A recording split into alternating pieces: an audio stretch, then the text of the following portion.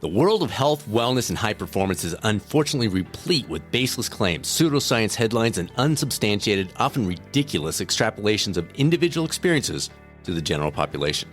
And then there's Dan Buettner, who identified the 5 places in the world dubbed the Blue Zones hotspots, where people live the longest, healthiest lives. He has since written multiple bestsellers focusing on the practical elements making the Blue Zones unique. He also works in partnerships with municipal governments, large employers, and health insurance companies to implement Blue Zone projects focusing on changes to the local environment, public policy, and social networks. The program has dramatically improved the health of more than 5 million Americans to date. Welcome to the Catalyst 360 podcast, your source for engaging, evidence-based insights on health, wellness, and high performance. I'm your host, Dr. Brad Cooper of Catalyst Coaching 360, and today's hidden gem is with author, explorer, entrepreneur, and world changer Dan Buettner, and it will be memorable indeed. On the coaching front, if you've been considering pursuing your MBHWC-approved health and wellness coach certification to pursue a new career, maybe start your own business or enhance your clinical skills, our next cohort is right around the corner. Please reach out to us anytime to get your questions answered. It's results at Catalyst Coaching 360, that's the number 360.com. Results at catalystcoaching360.com, or you can head over to our training website at catalystcoachinginstitute.com for additional details, including information about the 6-month no-interest payment option. For the employers, EAP, and wellness service providers in our audience who maybe you're looking to integrate not just something to get by, but the very best in coaching into your program or platform, Catalyst Coaching 360 has value-based pricing, the most exclusive focus on coaching in the industry, and a 17-year history of helping create lasting, meaningful change for employees nationwide. Please contact us. Email is results at catalystcoaching360.com. You want to talk about it? Give me a call personally. My number is 303-521-1570, and we can set up some time to discuss options. Now, it's time to tap into the wisdom of the Blue Zones with Dan Buettner on the latest episode of the Catalyst 360 podcast. It's fantastic to have you join us today. Great to be here. Now, first thing, exactly, virtually. First thing, I look at your background. You've got to be getting the cool award from your kids. I mean, Explorer, National Geographic Fellow, award-winning journalist, New York Times bestselling author. You've done it all. Do your kids look at you and go, our dad's actually kind of cool? No, they think still not. New York. No, don't worry. None of that stuff matters. They'll get it at some point. All right, let's jump right in. We want to keep this pretty tight today with your schedule's pretty time limited, but can you walk us through what Blue Zones mean? I think folks that have read your book, they know about your new book that's coming out. We'll talk about your wines a little bit, but can you tell us a little bit about this concept of a Blue Zone? It grew out of an idea from or an assignment from National Geographic to a big project actually to identify the areas around the world where people live statistically longest, and then in a sense, reverse engineer longevity. Only about 20% of how long you live is dictated by your genes. The other 80% is something else. So the premise of the project was, well, if we can find places where people have achieved the longevity outcomes we want, which is essentially make it to mid-90s without chronic disease, then if we can find those places and find out what they've been doing the last 100 years, you get a pretty good idea of what might really work at helping the rest of us make sure, our journeys are as long and healthy as possible. And how many Blue Zones? Can you give us some examples of who? There are 5 Blue Zones. 5. The longest lived women in the world are Okinawa. Longest lived men live in the highlands of Sardinia. In Ikaria, Greece, there's an island where people live about 8 years longer on average, but they virtually no dementia, which is extraordinary. 10,000 people there. Interesting. In the Western Hemisphere, in the Americas, the longest lived people live on the Nicoya Peninsula of Costa Rica. They have the lowest rate of middle-age mortality, make it to a healthy age 90 at a rate of 2.5 times greater than we do in the United States, spending 1/15 the amount we do on healthcare. And then in the United States is among the Seventh-day Adventists, concentrated in and around Loma Linda, California. And that's a population that lives up to 10 years longer I mean, not because none of these places have extraordinary genes. They're doing something that is yielding measurably longer life. And my job with Blue Zones, all my Blue Zones booked, was to capture how they do it, what they eat, and how to put their wisdom to work in our lives. And you're saying this is quality. This is not just quantity. You're saying there's no dementia in the one group that essentially there's never no, but there's essentially no dementia in the one group you talked about. This is higher quality of life, not just an additional 6 to 10 more years of quantity. Yes. So in other words, these aren't people with superior bodies. Their human machine is no better than yours or mine. They're just eluding heart disease, diabetes, several types of cancer and dementia. They're not suffering these diseases because of the way they live. And that's something everybody that's listening right now has the capacity to do. They also achieve it not by spending hours and hours in a gym or eating restrictive diets or taking regimens of pills and supplements and so forth. They're achieving it doing things that make the quality of life high. So they're socially connected 6 hours a day. They're very clear on their sense of purpose. And they wake up every morning knowing why they're on this earth and what their responsibility is to their families, their communities, and where to put their gifts to work. They tend to have very strong spiritual lives. They tend to have very strong families. They take time every day to downshift and reverse the inflammation that comes with the chronic worry and hurry and stress of most Americans' lives. So it's a cluster of factors that we can all put to work, but they're mutually supporting and they're helping people manifestly live into their 90s and 100s, largely free disease. Yeah, you just touched on about 3 or 4 of your Power 9. I think that's a great place to start. It gives some people some practical way, and then they can dig into your book if they want to go deeper. Can we just briefly hit on a definition or a high-level view of each one of these? And we can start wherever you'd like. I've got them right here in front of me, maybe with the move naturally, and then just working around clockwise through that. Sure. So, this is disruptive, but exercise and the way we think of exercise has been an unmitigated public health failure. Fewer than 15% of Americans get enough quote unquote exercise. Yet, lo and behold, in the blue zones, people are fit into their 90s and 100s with very low BMI. So you start asking yourself, well, are they doing burpees or going to CrossFit or going to yoga classes? And the answer is no. They live in places where every time they go to work or a friend's house or out to eat, it occasions a walk. They have gardens in their yards, so they're spending an hour or two every day with the range of motion, low intensity physical activity, stress reducing in their gardens. And they haven't riddled their homes with mechanical conveniences. So they're still kneading bread by hand, doing yard work by hand, housework by hand, lifting up their own garage doors, etc. Every 20 minutes or so, they're experiencing a burst of physical activity, which adds up to a much greater caloric burn than, going to the gym twice a week, which is really what people do.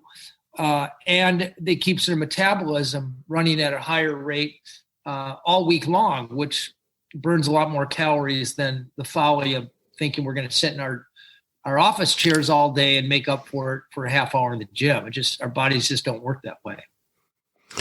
Next one up is purpose. It sounds self-explanatory, but what do you mean by that as you go through your Power 9? Well, it's getting very clear with yourself. And I often think people ought to just write this down, but doing an inventory of what your values are, what you like to do, your passions, what you're good at. And, just like 2-word key phrases, resolving disputes, first idea, fixing things, whatever it is, making that list in each of those categories and then finding the commonalities. And if that's not what your job is, that's not what you show up to do at work, you want to make sure that you're either volunteering or your hobby is giving you an outlet for that purpose. Because it's very clear. The National Institutes on Aging did a landmark study finding that people this is a retrospective study, but finding that people who could articulate their sense of purpose were living about 8 years longer than people who are rudderless. Wow. So it is arguably more important than any supplement you can take or any hocus pocus diet you could sign on for.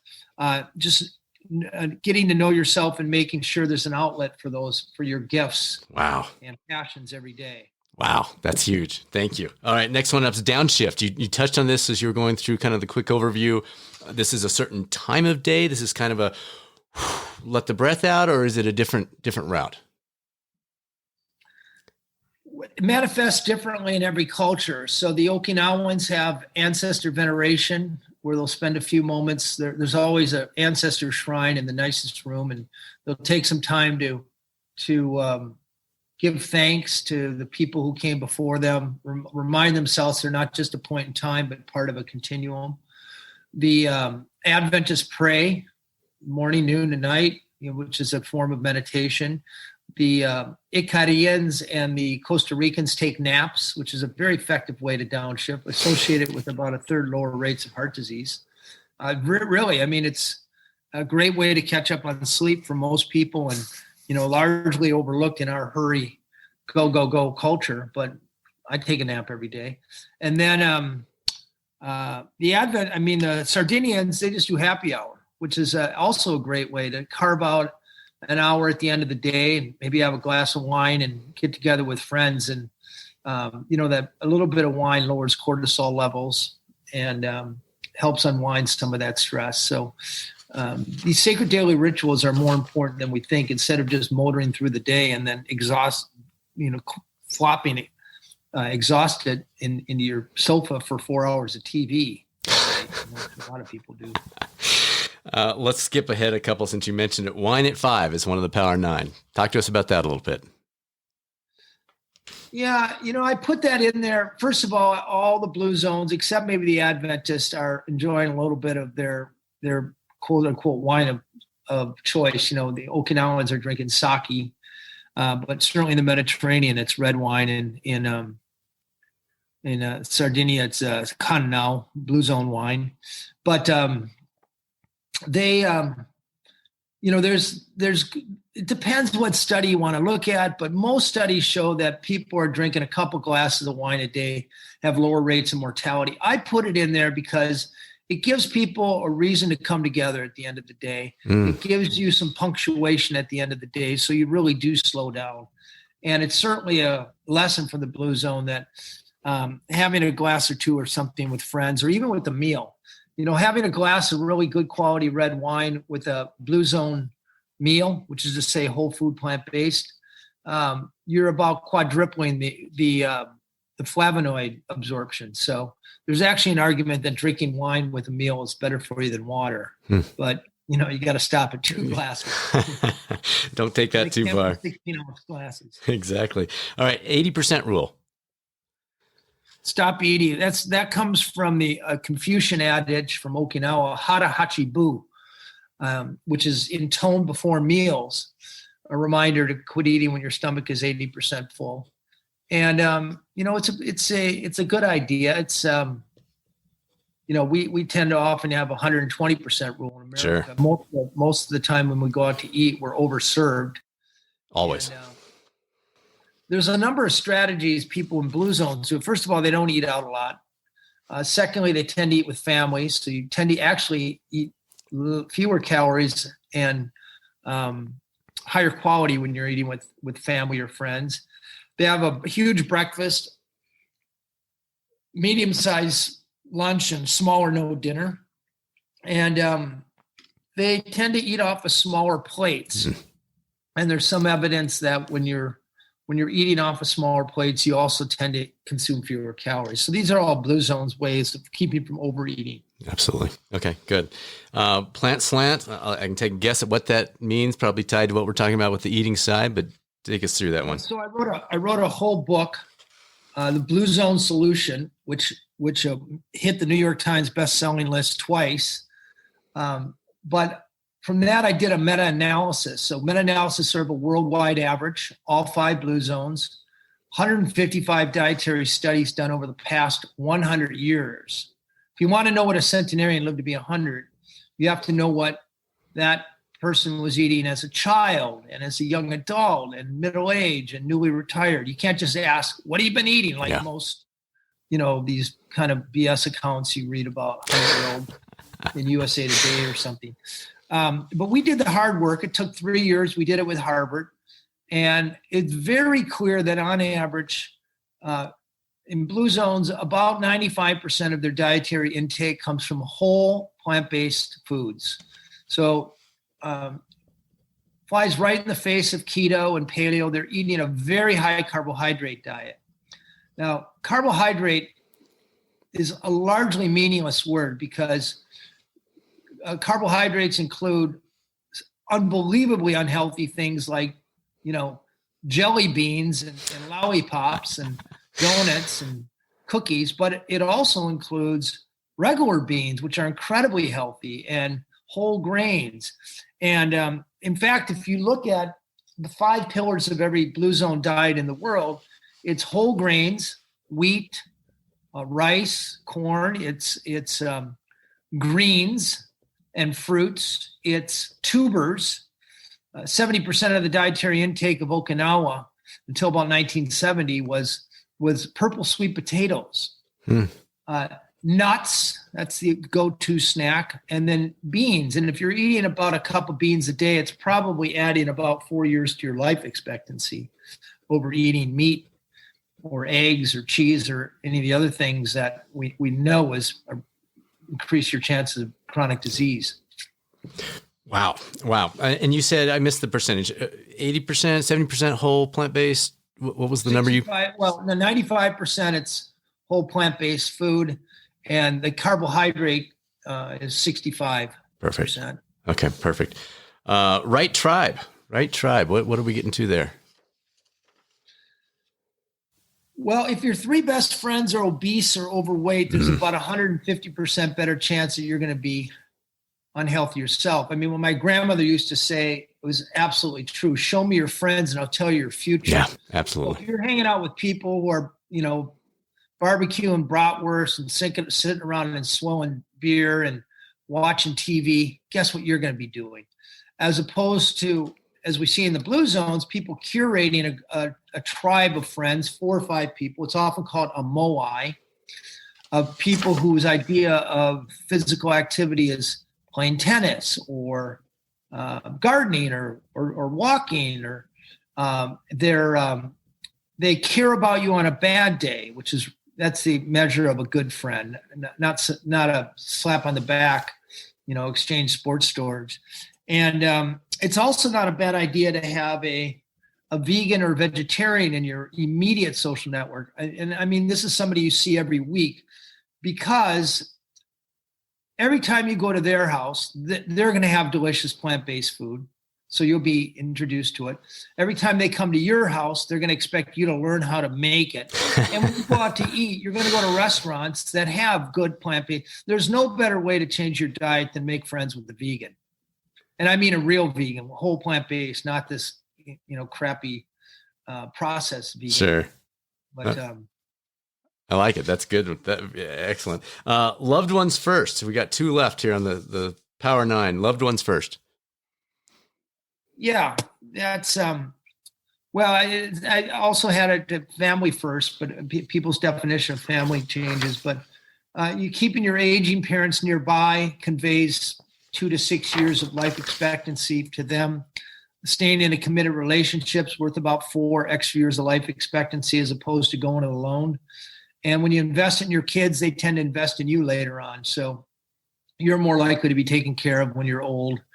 If you take care of your kids when you're young. So we see that very clearly in all blue zones. Family is a much bigger priority than people's individual pursuits, their job or sports or, whatever other selfish endeavor that they might otherwise focus on. Okay.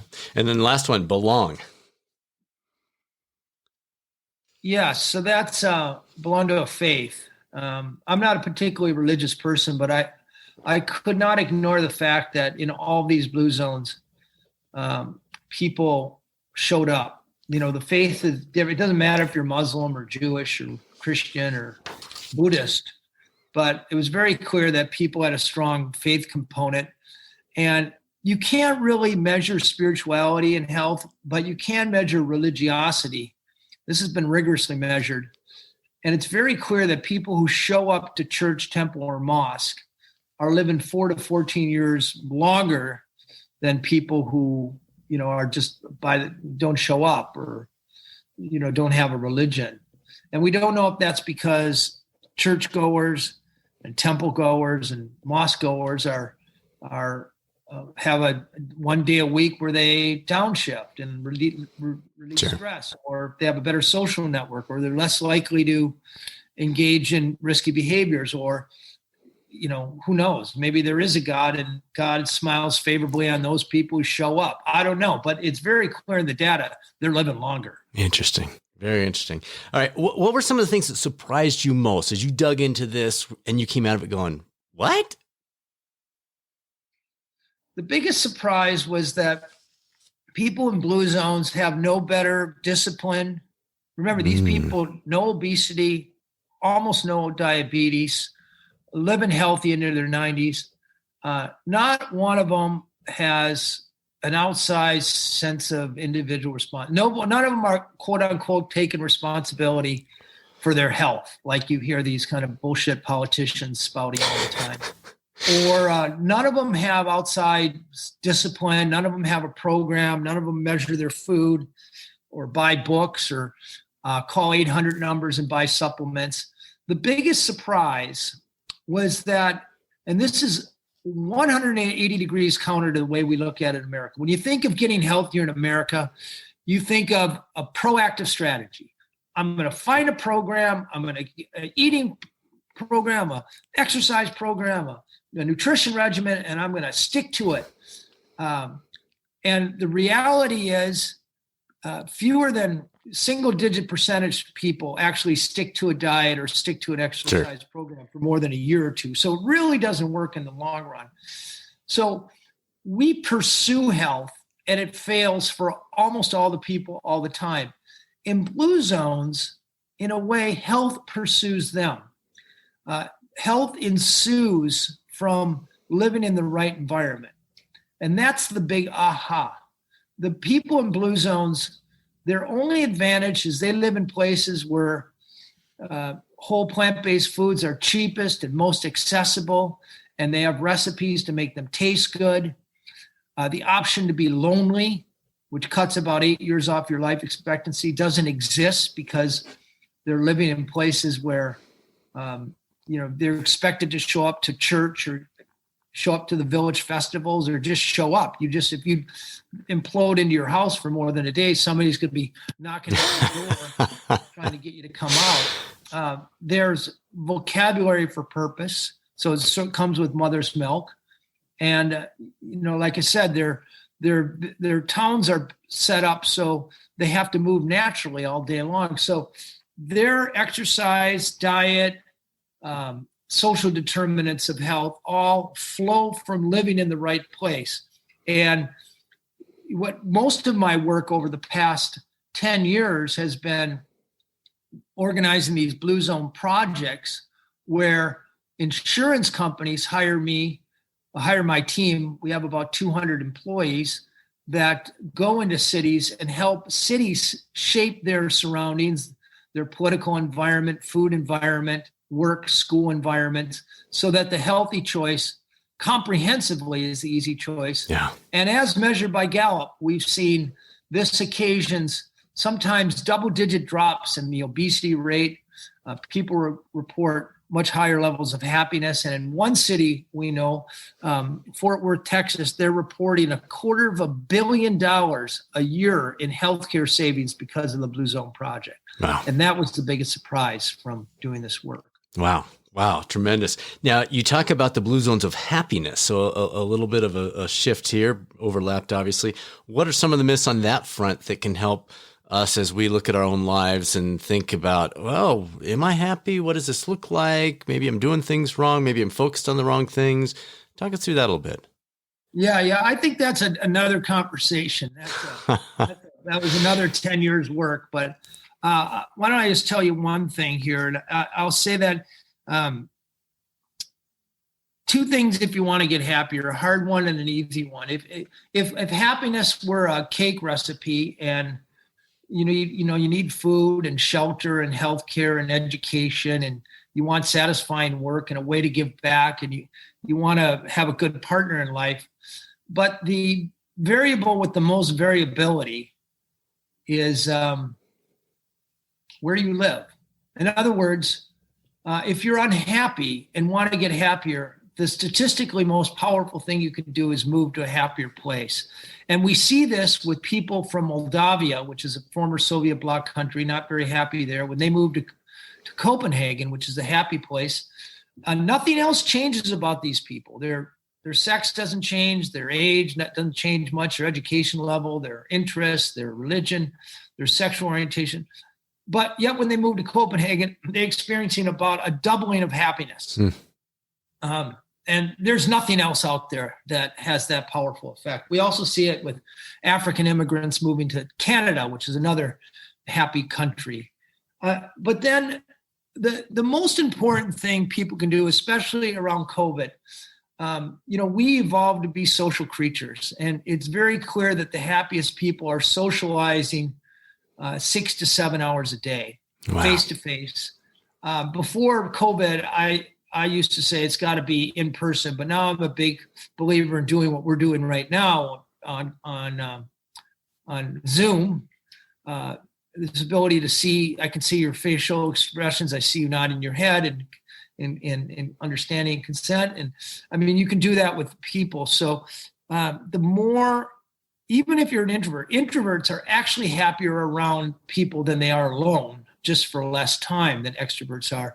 So trying to get as many hours of social interaction in your life is I would say, probably the best thing we can do as a quick fix. Speaking of where we live, folks watching this on the YouTube coaching channel are seeing your background and they're drooling a little bit. Where are you? Where do you live? This is what I'm looking at right now. Oh, you poor guy. He's suffering, folks. He's really suffering. Yeah, that's my blue zone. My ship is coming in right there. No, it's I'm living in Miami these days. Okay. I thought I read something about Costa Rica. Down here, I go swim in the ocean every day. Nice. I know my neighbors. Love it. And I can stay away from COVID. But anyway. Last question, and then I want to talk about your book and how people can keep track of you. On a personal level, which of these are most challenging for you? As you look at this Power 9 and you're out there talking about it all the time and writing about it, you're still a human being. You still have your stuff that maybe this one's not as easy as that one. Where are you challenged the most in these? So again, none of them challenge me because I don't think of you make it easy. The wrong way to think about it is this is a behavior I have to change. Yeah. The way to think about it is shaping your surroundings. So if you make the right friends, you put effort into getting a few healthy friends in your community, you don't have to think about it anymore. Yeah. I'll show you right now. I mean, this is I got one of these Instapots. Yeah. Sure. Yeah, we love it. And there's my Sardinian minestrone. Nice. I'm going to make that. This is for the next week. I make a one big. So it takes me 10 minutes to make that pot of minestrone. I have a recipe from my book, and it's delicious. So I know I like it. I don't have to think about it anymore. I live near, most of the time I live near my family, so I don't have to, it's not hard for me to put them first.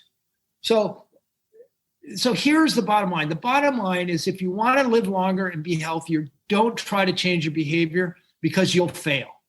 97% chance you're going to fail because there's no short-term fix when it comes to longevity. There's no pill, there's no supplement, there's no quick diet that you can do today or for the next year that's going to add years to your life in 60 or 70 years when you're getting ready to die. The only thing that works is when you do something for decades. So it's doing the right thing and avoiding the wrong thing for long enough. And the key to that is shaping your surroundings, setting up your kitchen so it's easy to eat healthy food, and places where junk food would normally live that are out of the way. Setting up your house so it's spread out over 3 floors, and not everything is a push of a button that you actually have to move. Setting up your social network, thinking about where you live. This is what works. It's counterintuitive. I can't make a bunch of money off of it. So, you don't hear it from marketers because nobody can make money off of this. But we've seen it working in the blue zones, and we've seen it working in these blue zone project cities that we've manufactured. Don't change behavior, change surroundings. Beautiful, beautiful, beautiful. All right, so how do people keep track of you? And real quick, I want to mention you've got the Blue Zone wines. I want you to mention something about that. That's got to be intriguing to people. And you've got a new book coming out. Let us know the details on that as well. Yes. So Blue Zone's Kitchen, it's from National Geographic, gorgeous photography, 100 recipes to live to 100. #1 New York Times bestseller about. And I always say that, not to brag, but I know people are more likely to read a book when they know it's been a number of years. It's beautiful. And then I spent 5 years. So we found a wine in Sardinia, a Cananal wine, one of our blue zones, that has 3 times the level of antioxidants of any known wine in the world. And it's rich. It's deep red, garnet red. They call it Vino Nero. It's delicious. We got a 93 rating on it. And if you Google Blue Zones wine or come to danbuettner.com, there you can order it there. It's a great Christmas gift. We package it with the book.